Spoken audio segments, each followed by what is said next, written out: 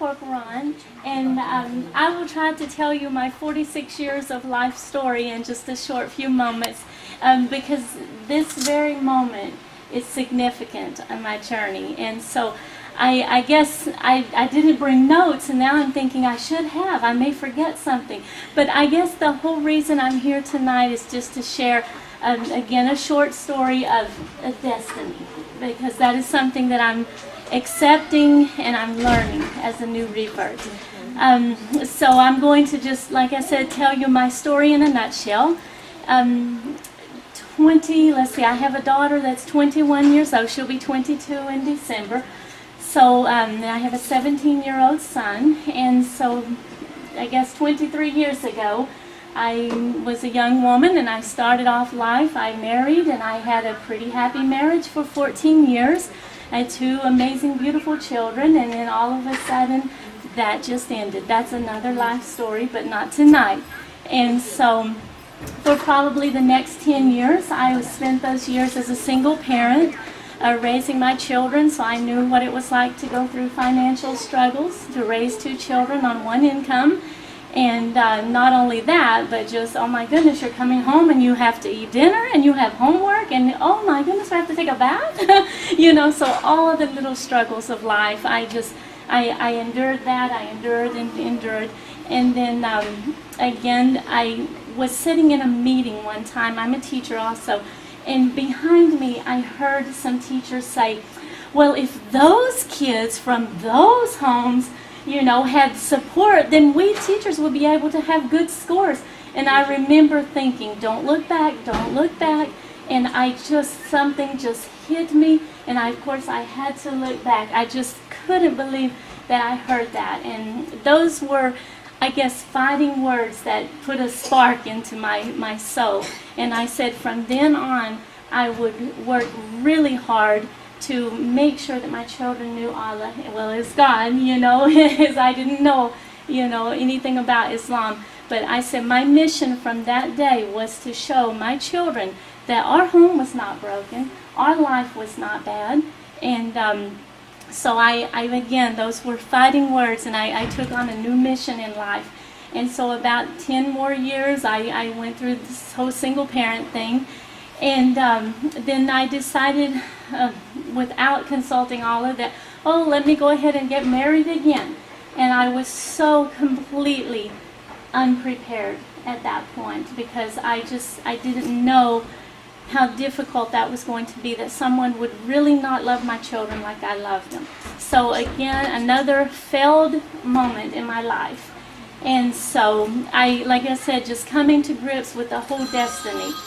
And anyway, so about 5 years ago, I began reading books about Islam, about the Middle East, about the covering, about the veil, just kill my own curiosity. And then 3 years ago, my daughter married an amazing young man from Jordan. And so last summer, I was able to go, 2 summers ago, to Jordan to experience a little bit of their life. And of course, I instantly fell in love with his family. I fell in love with the way of life. I can't even say, when I say Islam, I say the way of life, because that's what I experienced when I was in Jordan. As a young woman trying to raise these kids alone, I always thought, you know, you had to pray in private, you had to be silent.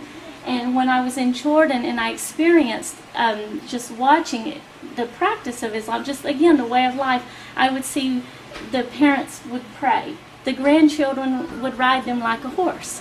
And so I thought, this is the most beautiful thing in the world. Nobody has to go hide in prayer. You know, everything is just, you know, it's time to pray, you stop and you pray. And I've never known anyone that prayed 5 times a day. It was just so impactful to me to see that. I never experienced that.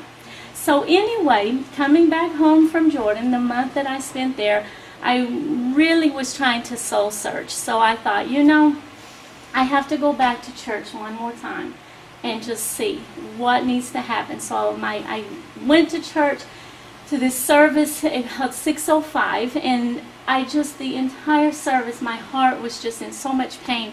I thought I just was not feeling something there. and yet I was feeling the emptiness. So as I told Aisha, I went home and I just broke down because everything I had heard at church was completely against what I had watched as a lived experience. And so at that point I said, I'm going to find a place that I can study Islam. Maybe that's not right for me, maybe it's not right at all. I just want to know because I've watched that in my extended family. So my intention was that I was going to go to the Dallas Islamic Center, I guess on Parker Road or somewhere, and I had made plans to go to the Quran study there. Well, it was a rainy night, terrible traffic, everything that could go wrong went wrong. I guess not really at the end, it all went right. But I couldn't find my way there, and my GPS wouldn't work, and somehow I ended up here. And I met, I guess, a janitor in the hallway, and I said, I don't know where I'm at. I'm looking for a class. I was looking for, just a class that was open to the public. And this person said, well, here's a lady. And so he sent me to a lady. And she said, oh, there's a ladies' class upstairs. So they took me in, and some of you may have even remembered. This was in May. You may have been here when I was here. I came in completely unprepared to be here. I was, and Aisha was in the middle of a lesson. And so I thought, wow, that lesson was just amazing. But when it was over, I met her, and I believe I met you, and maybe some of you other ones. And I was trying to politely sneak out of here because I wasn't covered, I wasn't prepared in any sense of the word to be here.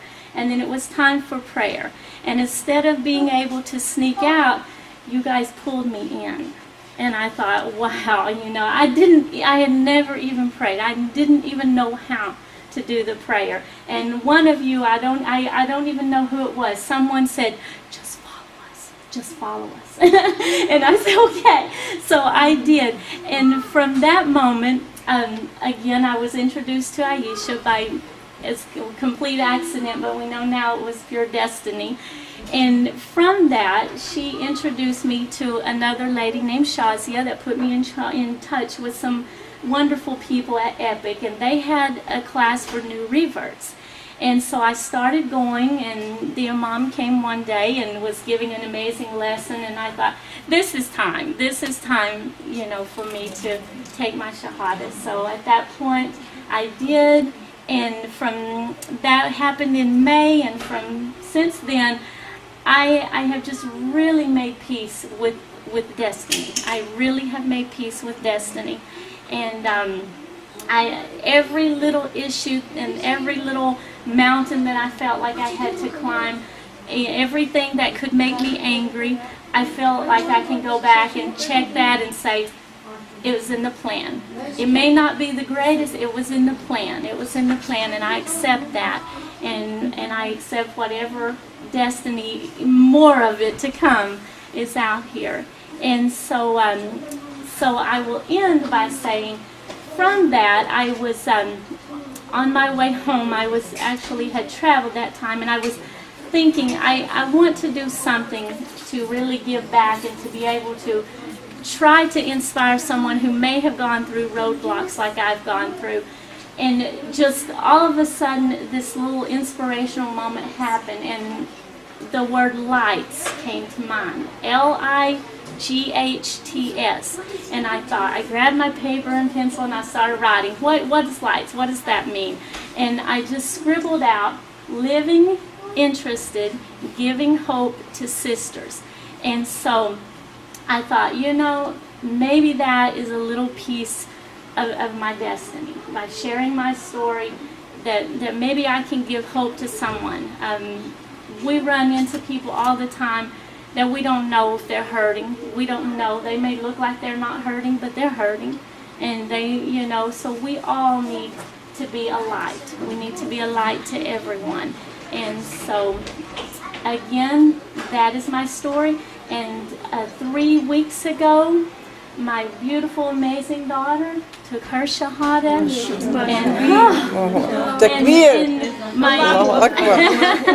and my lovely son that's going to turn 17 in a few days, he takes all this in. He's a typical teenager. He is the reason that it is so easy for me to pray 5 times a day, because he is a typical teenager. I could pray 10 times a day for him. Anyone that has teenagers can understand that 5 times, that's nothing. We need 10. But anyway, I am so inspired to be a new Muslim, and I really want to share my story, because like I said, I've just had wonderful people who I know that have been placed by Allah to touch my life, because I didn't seek them out. I wouldn't have even known how to to go and seek them out. So all of you are very insignificant in my life, because it was just getting lost and ending up here at this very place that really helped me to move on to